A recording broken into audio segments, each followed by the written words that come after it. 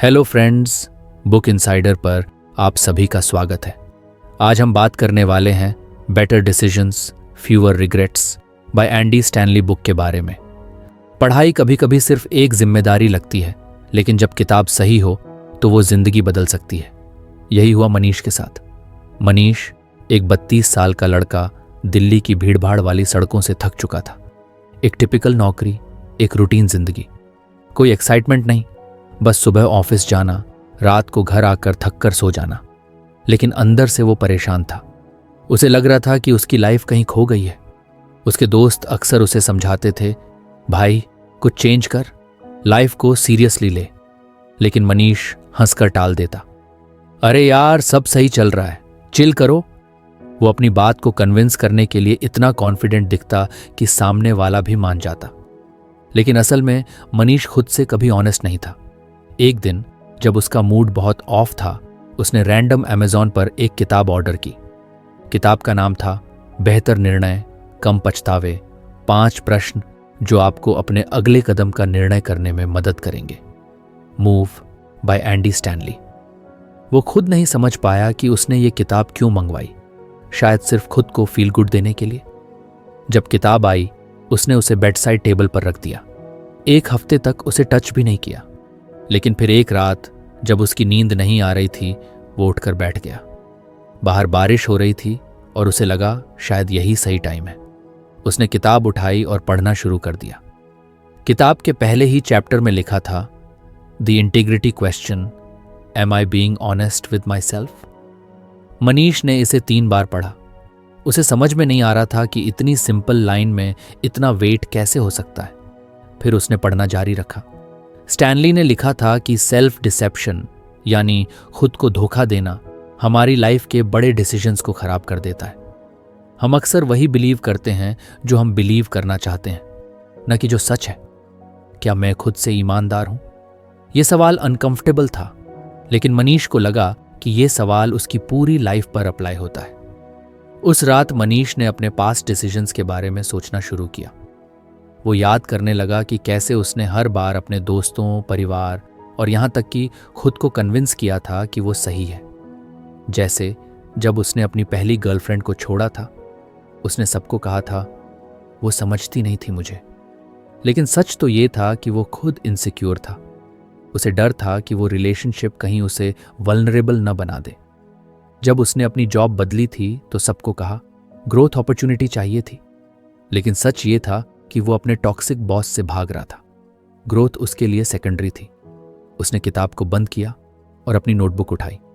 उसने लिखा, what am I lying to myself about. यह सवाल इतना सिंपल था, लेकिन जवाब देना इतना मुश्किल। उसने अपनी पेन उठाई, लेकिन पन्ना खाली रहा। फिर उसने लिखा, मैं खुद से झूठ बोलता हूं कि मैं ठीक हूं। इतना लिखते ही उसे लगा जैसे उसका सीना हल्का हो गया। यह शायद पहली बार था जब उसने खुद के सामने एडमिट किया कि सब कुछ ठीक नहीं है। अगली सुबह उसने फिर किताब पढ़नी शुरू की। स्टैनली ने लिखा था कि अनकंफर्टेबल ट्रूथ्स को एक्सेप्ट करना पेनफुल हो सकता है, लेकिन यही पेन डिसीजंस को सही दिशा देता है। मनीष ने सोचा, क्या मैं रेडी हूं सच से डील करने के लिए? उसने खुद से वादा किया कि वो हर डिसीजन लेने से पहले खुद से यही सवाल पूछेगा, am I being honest with myself? उसने महसूस किया कि यह सिर्फ एक सवाल नहीं, बल्कि एक मिरर था, और उसे पहली बार लगा कि शायद वो अपनी लाइफ का डायरेक्शन बदल सकता है। उसी दिन उसने अपनी जिंदगी के छोटे छोटे चॉइसेस को एनालाइज करना शुरू किया। जब उसकी माँ ने पूछा, तू वीकेंड पर घर क्यों नहीं आता, तो उसने झूठ नहीं बोला। पहले कहता था काम बहुत है, लेकिन इस बार उसने कहा, मुझे लगता है कि मैं अवॉइड कर रहा हूं। जब उसके दोस्त ने पूछा, तू इतना रिजर्व्ड क्यों हो गया है, तो उसने कहा, मुझे खुद नहीं पता, लेकिन मैं पता लगाना चाहता हूं। उसका ये ऑनेस्टी एक्सपेरिमेंट धीरे धीरे उसकी लाइफ का हिस्सा बन गया। और फिर एक दिन उसने महसूस किया कि ऑनेस्टी सिर्फ खुद के लिए नहीं, बल्कि दूसरों के साथ भी जरूरी है। लेकिन यह सब इतना आसान नहीं था। हर बार जब वो खुद से सच बोलने की कोशिश करता तो एक डर सामने आ जाता। ये डर उसे रोकता था, जैसे कोई इनविजिबल चेन उसे खींच रही हो।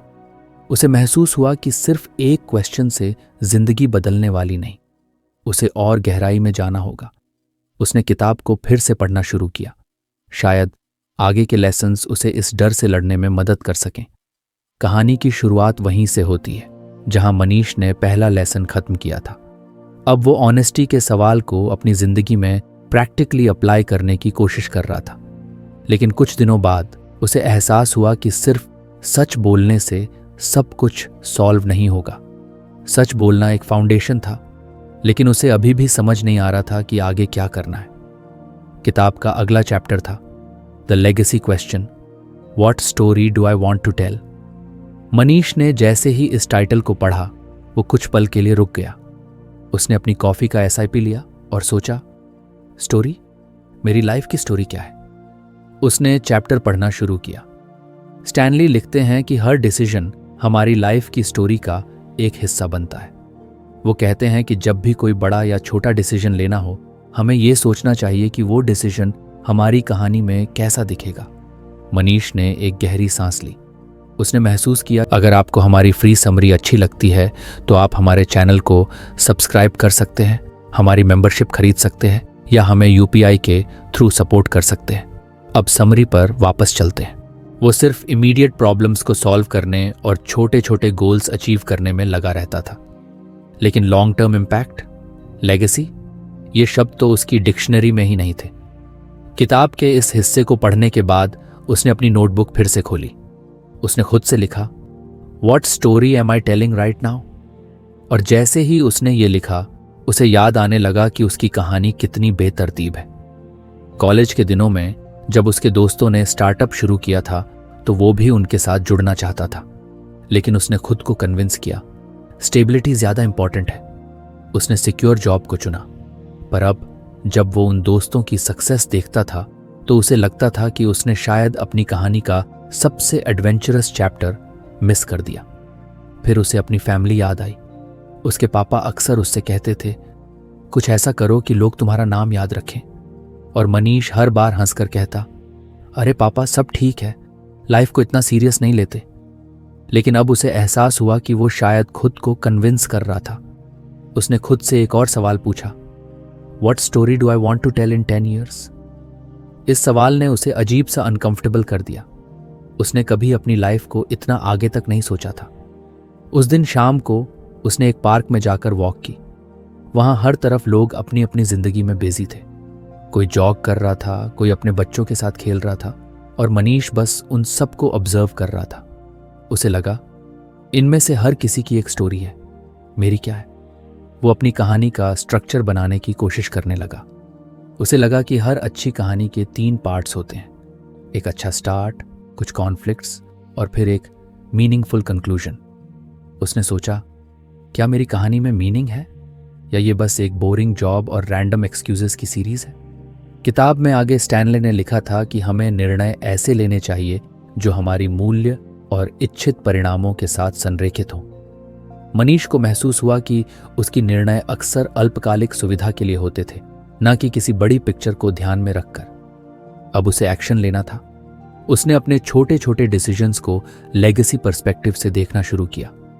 जब उसके दोस्त ने पूछा, तू वीकेंड्स पर नेटफ्लिक्स देखता रहता है, कुछ एक्साइटिंग क्यों नहीं करता, तो उसने पहले की तरह डिफेंसिव होने की बजाय कहा, शायद तुम्हारी बात सही है, मुझे कुछ नया ट्राई करना चाहिए। उसने वीकेंड पर एक राइटिंग वर्कशॉप ज्वाइन की। उसने सोचा, अगर मेरी कहानी में मीनिंग चाहिए तो मुझे इसे लिखना सीखना होगा। एक दिन ऑफिस में उसका बॉस उससे किसी प्रोजेक्ट पर जल्दी डिसीजन लेने को कह रहा था। मनीष को लगा कि वो डिसीजन सही नहीं है, लेकिन बॉस की प्रेशर में उसने पहले कभी मना नहीं किया था। लेकिन इस बार उसने रुक कर खुद से पूछा, क्या मैं ये डिसीजन अपनी कहानी का हिस्सा बनाना चाहूंगा। उसने पोलाइटली मना कर दिया और सरप्राइजिंगली बॉस ने उसकी बात मानी। मनीष अब अपने हर छोटे बड़े चॉइस को अपनी कहानी के कॉन्टेक्स्ट में देखने लगा। लेकिन यह इतना स्मूथ नहीं था। कुछ चॉइसेस बहुत चैलेंजिंग थी। एक बार उसकी पुरानी गर्लफ्रेंड ने उसे कॉल किया। वो दोनों अलग हो गए थे, लेकिन वो कॉल उसकी जिंदगी में एक नया कॉन्फ्लिक्ट लेकर आया। उसने सोचा, अगर मैं उससे फिर से बात करना शुरू करता हूं तो क्या ये मेरी कहानी को बेहतर बनाएगा या इसे और कॉम्प्लिकेटेड कर देगा। उसने खुद से पूछा, what story do I want to tell about this relationship. और ये सवाल पूछने के बाद उसने धीरे धीरे उससे दूर रहने का फैसला किया।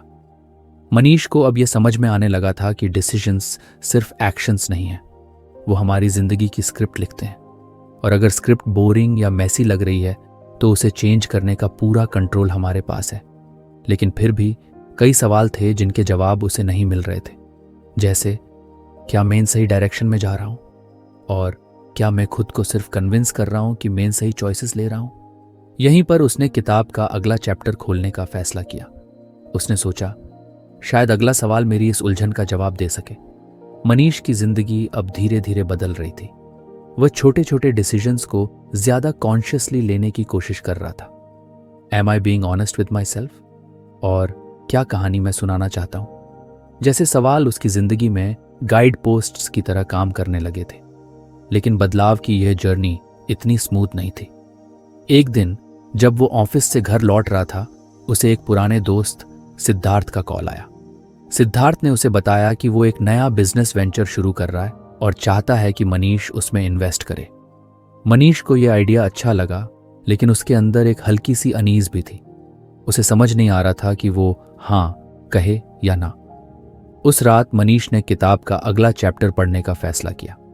चैप्टर का टाइटल था the conscious question, is there a tension that deserves my attention. Manish ने इस लाइन को पढ़ा और तुरंत उसे अपनी करंट सिचुएशन याद आ गई। उसने सोचा, क्या मेरी इस हल्की सी अनीज का मतलब कुछ हो सकता है? स्टैनली ने चैप्टर में लिखा था कि जब भी किसी डिसीजन को लेकर टेंशन या डिस्कंफर्ट हो, उसे नजरअंदाज नहीं करना चाहिए। ये टेंशन हमारे कॉन्शियस यानी हमारी अंतरात्मा की आवाज हो सकती है। कई बार हम इस वॉइस को दबाने की कोशिश करते हैं, लेकिन यही वो मोमेंट्स होते हैं जब हमें पॉज लेना चाहिए। मनीष ने अपनी नोटबुक निकाली और लिखा, why do I feel uneasy about investing in Siddharth's business. वो कुछ देर तक ब्लैंक पेज को देखता रहा।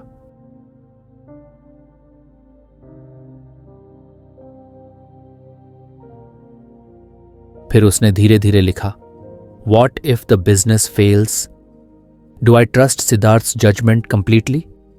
उसने महसूस किया कि उसके अंदर ये सवाल पहले से मौजूद थे, लेकिन वो कॉन्शियसली उन्हें नजरअंदाज कर रहा था। वो खुद को कन्विंस करना चाहता था कि ये अपॉर्चुनिटी एक्साइटिंग है, लेकिन उसकी कॉन्शियंस उसे कुछ और कह रही थी। अगले दिन उसने सिद्धार्थ से मिलने का प्लान बनाया। वो उससे डिटेल में बात करना चाहता था। सिद्धार्थ ने बहुत कॉन्फिडेंटली उसे बिजनेस का पूरा प्लान समझाया, लेकिन मनीष को फिर भी कुछ मिसिंग लगा। उसने उससे डायरेक्टली पूछा, क्या तुमने मार्केट रिसर्च की है? सिद्धार्थ कुछ हेजिटेट हुआ और बोला, हाँ सॉर्ट ऑफ, लेकिन मुझे पता है ये काम करेगा, ट्रस्ट मी। मनीष को वही अनईजी फीलिंग फिर से हुई। वो सोचने लगा, क्या मैं सिर्फ फ्रेंडशिप के प्रेशर में ये डिसीजन लेने जा रहा हूं? उसने अपनी कॉन्शियंस की बात सुनने का फैसला किया। उसने सिद्धार्थ से पोलाइटली कहा कि उसे और सोचने के लिए टाइम चाहिए। उस रात उसने किताब के चैप्टर को दोबारा पढ़ा। स्टैनली ने एक बात पर जोर दिया था, don't rush through the tension, sit with it, let it guide you. Manish ने इस एडवाइस को गंभीरता से लिया। उसने सोचा, क्या मैं बाकी डिसीजंस में भी इस टेंशन को इग्नोर करता रहा हूं? उसने अपने पास्ट को रिवाइंड करना शुरू किया। जब उसने अपनी पहली नौकरी एक्सेप्ट की थी, तब भी उसे ऐसा ही अनईज महसूस हुआ था। उसे लगा था कि वो जॉब उसके लिए सही नहीं थी, लेकिन सैलरी अच्छी थी। उसने उस टेंशन को नज़रअंदाज किया और कुछ ही महीनों में उसे रियलाइज हुआ कि वो जॉब उसे अनहैप्पी बना रही है। जब उसने अपनी लास्ट रिलेशनशिप खत्म की थी, तब भी उसे इंटरनली डिस्कम्फर्ट हुआ था, लेकिन उसने उस टेंशन को जस्टिफाई कर दिया कि शायद ये मेरे लिए सही नहीं था। बाद में उसे लगा कि शायद उसने उस टेंशन को ठीक से समझा ही नहीं। अब मनीष समझ चुका था कि उसकी कॉन्शियंस की आवाज सिर्फ एक वार्निंग नहीं है, बल्कि एक गाइड है। उसने सिद्धार्थ के प्रपोजल को अच्छे से एनालाइज किया और पाया कि वो रिस्क लेने के लिए तैयार नहीं है। उसने उसे मना कर दिया, लेकिन इस प्रोसेस ने मनीष को सिर्फ एक डिसीजन तक सीमित नहीं रखा। उसने अपनी लाइफ के बाकी चॉइसेस पर भी ध्यान देना शुरू किया। जब उसके ऑफिस के कॉलीग्स ने एक अनएथिकल प्रैक्टिस में शामिल होने का दबाव डाला, तो उसकी कॉन्शियंस ने फिर से उसे टोक दिया। उसने तुरंत खुद से पूछा, is there a tension that deserves my attention? और उसने उस काम से दूर रहने का फैसला किया। उसका ये नया माइंडसेट अब उसकी लाइफ का हिस्सा बन चुका था। लेकिन मनीष ने महसूस किया कि टेंशन को एक्सेप्ट करना आसान नहीं है। कई बार वो खुद को कन्विंस करने की कोशिश करता था कि वो ठीक है, लेकिन अंदर से वो जानता था कि कुछ सही नहीं है। एक वीकेंड पर मनीष अपनी माँ के घर गया। उसकी माँ ने कैजुअली पूछा, बेटा शादी का क्या सोचा है? मनीष ने टॉपिक बदलने की कोशिश की, लेकिन उस रात उसने इस सवाल पर गहराई से सोचा। उसे एहसास हुआ कि वो शादी के बारे में सोचने से बच रहा है क्योंकि उसे कमिटमेंट को लेकर डर है। लेकिन क्या ये टेंशन उसे कुछ बताने की कोशिश कर रही थी? उसने खुद से वादा किया कि वो इस सवाल को भी एक्सप्लोर करेगा।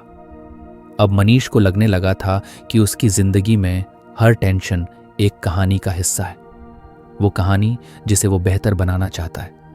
उसने सोचा, अगर मैं इन छोटी छोटी टेंशन्स को ध्यान से सुनूं तो शायद मैं रिग्रेट से बच सकता हूं।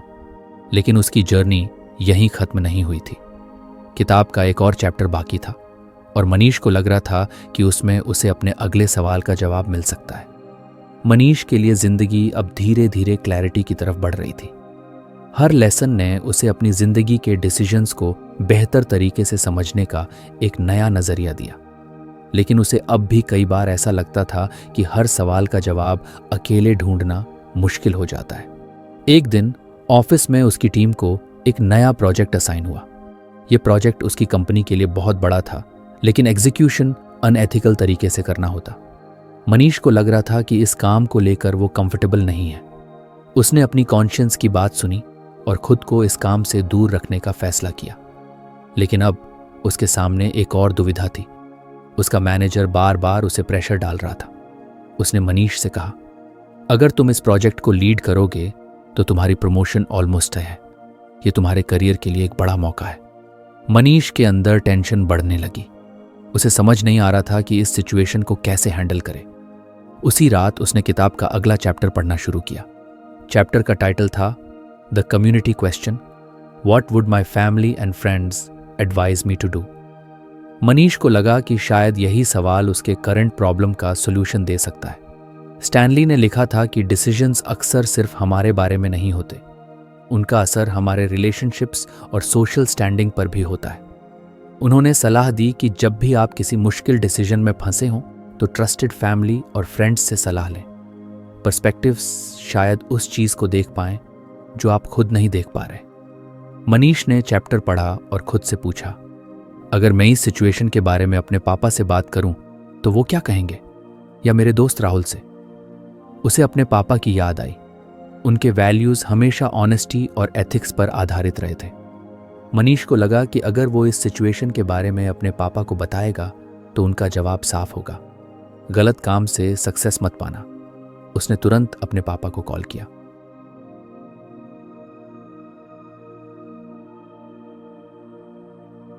पापा ने उसकी पूरी बात सुनने के बाद कहा, मनीष, प्रमोशन और पैसा इंपॉर्टेंट है, लेकिन अगर ये तुम्हारे प्रिंसिपल्स के खिलाफ है तो तुम्हें खुद से सवाल पूछना चाहिए, क्या तुम इस डिसीजन के साथ आराम से जी पाओगे? मनीष को उनकी बात लॉजिकल लगी, लेकिन फिर भी उसे क्लैरिटी पूरी तरह नहीं मिली। उसने अपने बेस्ट फ्रेंड राहुल से भी बात की। राहुल ने कहा, देख भाई, करियर इंपॉर्टेंट है, लेकिन अगर इस प्रोजेक्ट की वजह से तुम खुद को लूज करने लगो तो वो प्रमोशन तुम्हारे किसी काम का नहीं होगा। लॉन्ग टर्म में तुम्हें अपनी वैल्यूज के साथ अलाइन रहना होगा। इन डिस्कशंस ने मनीष को कुछ राहत दी। उसने महसूस किया कि डिसीजंस को कम्युनिटी के पर्सपेक्टिव से देखना उन्हें ज्यादा बैलेंस्ड और प्रैक्टिकल बनाता है। अगले दिन मनीष ने एक और एक्सपेरिमेंट किया। उसने अपनी क्लोज कॉलीग नेहा से भी इस बारे में बात की। नेहा ने कहा, मनीष, अगर तुम इस प्रोजेक्ट को रिजेक्ट करोगे तो शायद तुम्हारे मैनेजर को बुरा लगे, लेकिन अगर तुम इसे एक्सेप्ट करते हो और बाद में पछताते हो तो क्या ये तुम्हारे लिए सही होगा? मनीष को रियलाइज हुआ कि उसके आसपास के लोग उसकी सिचुएशन को अलग अलग एंगल्स से देख पा रहे थे। हर कोई उसे वही बता रहा था जो उसकी कॉन्शियंस भी कह रही थी। उसने फाइनली प्रोजेक्ट को डिक्लाइन करने का फैसला किया। उसने अपने मैनेजर से कहा, मैं इस काम को लेकर कंफर्टेबल नहीं हूं। मैं ऐसे प्रोजेक्ट्स पर काम करना चाहता हूं जो एथिकली सही हों। हालांकि मैनेजर इनिशियली नाराज हुआ, लेकिन मनीष ने महसूस किया कि उसने सही डिसीजन लिया। इस प्रोसेस ने मनीष को सिखाया कि कम्युनिटी का इन्फ्लुएंस कितना पावरफुल हो सकता है। उसने यह भी रियलाइज किया कि सही लोग चुनना कितना ज़रूरी है। अगर उसने ऐसे लोगों से सलाह ली होती जो सिर्फ उसे इमीडिएट रिवॉर्ड्स की तरफ धकेलते, तो शायद उसका डिसीजन अलग होता। मनीष अब अपने दूसरे डिसीजंस में भी कम्युनिटी क्वेश्चन का इस्तेमाल करने लगा। जब उसकी माँ ने उसे शादी के लिए एक लड़की से मिलने को कहा, तो पहले वो अवॉइड करना चाहता था, लेकिन फिर उसने सोचा, मेरे दोस्त राहुल और नेहा इस बारे में क्या कहेंगे। उसने उनसे इस बारे में बात की। दोनों ने उसे समझाया कि कम से कम बातचीत करके देखना चाहिए। मनीष ने उनकी बात मानी और लड़की से मिलने के लिए तैयार हुआ। लड़की से मिलने के बाद मनीष को लगा कि बातचीत करना इतना बुरा नहीं था।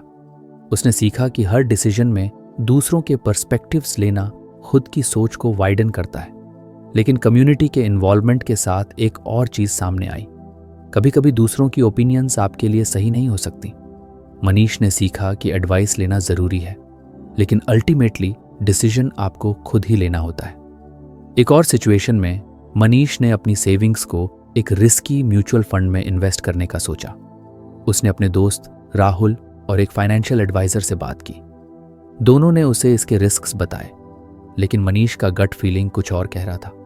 उसने उस इन्वेस्टमेंट को रिजेक्ट कर दिया। बाद में जब वो म्यूचुअल फंड मार्केट क्रैश हुआ, तो मनीष को पता चला कि उसने सही डिसीजन लिया था। अब मनीष के लिए हर डिसीजन एक कोलैबोरेटिव प्रोसेस बन चुका था। वो अपनी फैमिली और ट्रस्टेड फ्रेंड्स की सलाह को अपनी कॉन्शियंस के साथ बैलेंस करना सीख चुका था। उसने सीखा कि कम्युनिटी के साथ कंसल्ट करना डिसीजंस को ज्यादा प्रैक्टिकल और ग्राउंडेड बनाता है।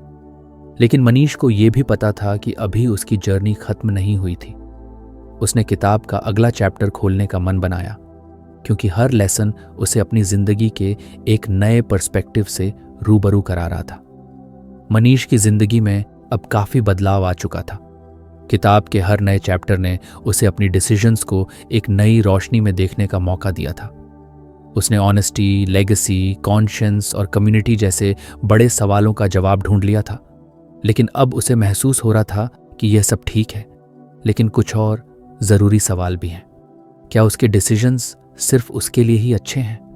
क्या वो दूसरों के लिए भी सही कर रहा है? एक दिन जब वो अपनी ऑफिस की एक मीटिंग से बाहर निकला, तो उसका फोन बजा। ये कॉल उसकी छोटी बहन साक्षी का था। उसने तुरंत फोन उठाया। भैया, तुमसे एक जरूरी बात करनी है। मनीष ने फोन पर उसकी आवाज में चिंता महसूस की। क्या हुआ साक्षी? भैया, मुझे लगता है कि मेरी शादी के लिए जो रिश्ता पापा ने तय किया है वो सही नहीं है। मैं इसके लिए तैयार नहीं हूं। मनीष को समझ में नहीं आया कि साक्षी ऐसा क्यों महसूस कर रही थी। पापा ने हमेशा साक्षी की जिंदगी के बारे में फैसला किया था और वो हमेशा इस फैसले से सहमत रही थी। लेकिन अब अचानक उसकी चिंता ने मनीष को गहरे सोचने पर मजबूर कर दिया। उसने साक्षी से पूछा, तुम इस शादी के बारे में क्यों महसूस नहीं कर रही हो? क्या तुम्हें लगता है कि तुम अपने फैसले से पीछे हट सकती हो? साक्षी ने जवाब दिया, भैया, मैं समझती हूं कि पापा का डिसीजन सही है, लेकिन मुझे लगता है कि इस शादी से मैं अपने आप को खो दूंगी। मैं इसे सिर्फ इसलिए मान लूंगी क्योंकि यह सही है या पापा चाहते हैं, लेकिन फिर मुझे लगेगा कि मैं खुद को समझौता कर रही हूं। मनीष के मन में एक हलचल सी हुई। उसे महसूस हुआ कि साक्षी को जो बात परेशान कर रही थी वो सिर्फ उसके परिवार के एक्सपेक्टेशंस नहीं थे, बल्कि उसे अपनी खुद की फीलिंग्स और डिजायर्स के बीच संतुलन बनाना था। यह सवाल अब उसके लिए नया था। What does love require of me? वो किताब में वापस लौटा और पढ़ने लगा। स्टैनली ने इस चैप्टर में यह सवाल पूछा था, What does love require of me? यह सवाल हमें अपनी डिसीजंस में दूसरों की जरूरतों और भावनाओं को ध्यान में रखने के लिए प्रेरित करता है। जब हम दूसरों से प्यार करते हैं तो हम उनके भले के लिए काम करते हैं, न कि सिर्फ अपनी इच्छाओं या फायदे के लिए। मनीष ने किताब में एक लाइन पढ़ी, प्यार अपने निर्णयों को सही साबित करने के लिए नहीं देखता, वह दूसरों के लिए बलिदान करने के लिए एक तरीका ढूंढता है। इस लाइन ने उसे झकझोर दिया।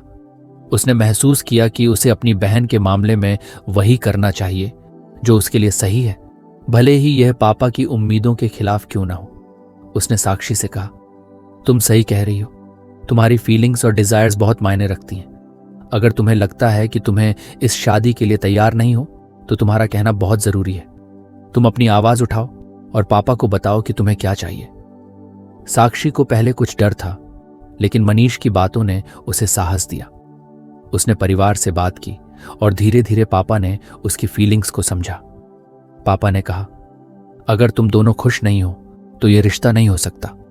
तुम्हारी खुशी हमारी खुशियों से ज्यादा महत्वपूर्ण है। मनीष को समझ में आया कि प्यार सिर्फ परिवार और दोस्तों तक सीमित नहीं है, बल्कि इसे दूसरों के साथ भी फैलाना होता है। उसने देखा कि साक्षी का फैसला न केवल खुद को बल्कि पूरे परिवार को सिखाने वाला था कि हम अपने निर्णयों में दूसरों के भले को कैसे प्राथमिकता दे सकते हैं। लेकिन अब मनीष को लगा कि उसे खुद अपने डिसीजंस में प्यार की भावना को और गहराई से समझने की जरूरत है। उसे यह महसूस हुआ कि उसके द्वारा किए गए कुछ डिसीजंस सिर्फ अपनी आरामदायक स्थिति के लिए थे और उसने कभी उन लोगों के बारे में नहीं सोचा जिन पर उनका असर पड़ सकता था। एक दिन ऑफिस में उसके एक कॉलीग ने उसके पास आकर कहा, मनीष, तुमने जो डिसीजन लिया था पिछले महीने वो काफी अच्छा था, लेकिन क्या तुमने कभी सोचा कि वो डिसीजन पूरी टीम पर कितना असर डालता है? यह सवाल उसे चौंका गया। अब तक वह सिर्फ अपने फायदे के बारे में सोचता था, लेकिन उस एक सवाल ने उसे यह समझने की प्रेरणा दी कि किसी भी फैसले के लिए उसकी जिम्मेदारी सिर्फ खुद तक सीमित नहीं होनी चाहिए। उसे यह भी याद आया कि जब उसने पिछले साल किसी और प्रोजेक्ट में अपने दोस्त राजेश के साथ काम किया था तो उसने उसे अकेला छोड़ दिया था, क्योंकि वो प्रोजेक्ट उसे खुद करना आसान लगता था। राजेश ने उसे कई बार मदद के लिए कहा था, लेकिन उसने उसे नजरअंदाज किया। अब उसे समझ में आया कि प्यार और सहानुभूति का मतलब दूसरों के साथ अपने निर्णयों में सहयोग करना है। उसने राजेश से मिलकर माफी मांगी और उसे विश्वास दिलाया कि अगली बार वह उसे अकेला नहीं छोड़ेगा। उसने महसूस किया कि जब वह खुद को दूसरों की जगह रखकर देखता है तो उसकी खुद की पर्सपेक्टिव भी बदल जाती है। उसे समझ में आया कि प्यार और एम्पैथी के साथ फैसले लेने से न सिर्फ उसका खुद का जीवन बेहतर होता है, बल्कि उसके फैसले दूसरों की जिंदगी को भी प्रभावित करते हैं। इसके बाद मनीष ने खुद से एक सवाल पूछा, क्या मुझे अपने काम और पर्सनल लाइफ में भी यही अप्रोच अपनानी चाहिए? उसने महसूस किया कि प्यार और सहानुभूति सिर्फ रिश्तों तक सीमित नहीं है। अगर वह अपनी कंपनी में काम करने वाले लोगों के बारे में सोचता तो उसकी टीम भी और बेहतर काम करती। वह अपने कॉलीग्स से बातचीत करने और उन्हें समझने की कोशिश करने लगा। इससे न सिर्फ उसके काम का माहौल बेहतर हुआ, बल्कि उसके रिलेशनशिप्स भी मजबूत हुए। एक दिन जब वो अपने पुराने स्कूल में बच्चों को मोटिवेशनल टॉक देने गया, उसने वहां के एक बच्चे से पूछा, तुम लोग किसके लिए मेहनत करते हो? बच्चे ने जवाब दिया, हमारे माता पिता के लिए, ताकि वो हम पर गर्व कर सकें।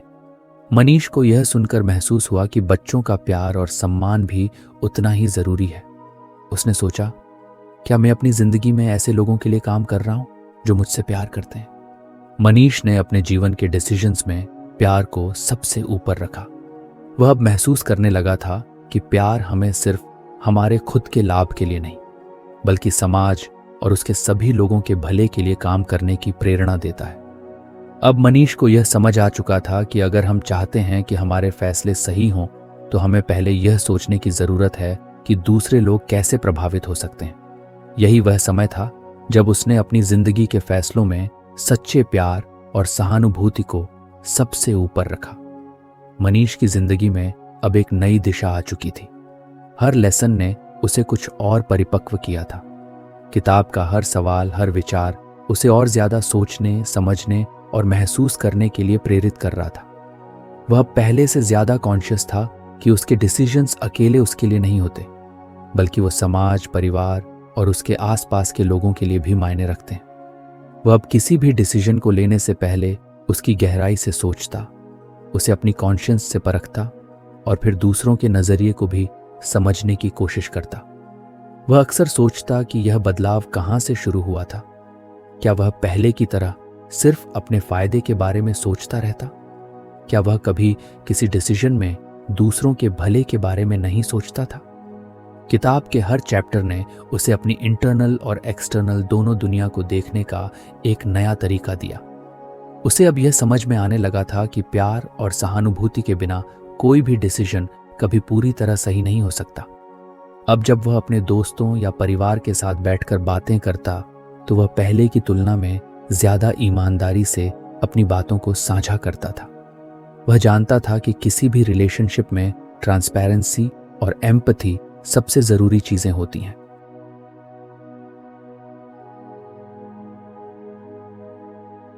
अगर वह अपनी जिंदगी के फैसलों में यही मूल मंत्र अपनाता तो न सिर्फ उसकी अपनी जिंदगी बेहतर होती बल्कि उसके आसपास के लोग भी खुश रहते। एक दिन उसके पास एक कॉल आया। ये कॉल उसके पुराने दोस्त अमित का था। अमित ने बताया कि वह एक बड़ी समस्या में फंसा हुआ था। उसका एक बड़ा बिजनेस डील लगभग खत्म हो चुका था क्योंकि उसके कुछ बिजनेस पार्टनर्स अनएथिकल तरीके से काम कर रहे थे। अमित परेशान था और वह जानता था कि अगर वह इस डील को बंद करता है तो वह अपने करियर को बड़ा झटका देगा।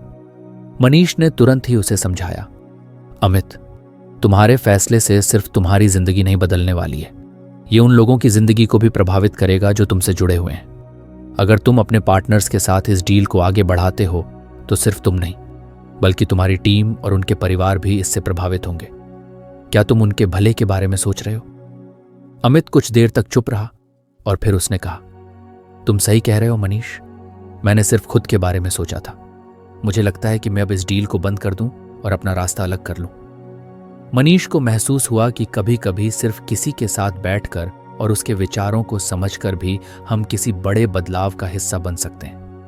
यही उसने अपने सभी डिसीजंस में अपनाया था, प्यार, सहानुभूति और जिम्मेदारी के साथ।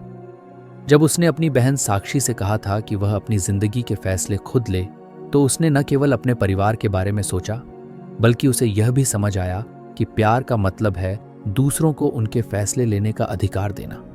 उसी तरह उसने खुद को भी सिखाया कि सही फैसले लेना कभी आसान नहीं होता, लेकिन अगर वो अपने आसपास के लोगों की भलाई को प्राथमिकता दे तो वह कभी गलत नहीं हो सकता। समय के साथ मनीष ने अपनी कंपनी में एक नई पहल की।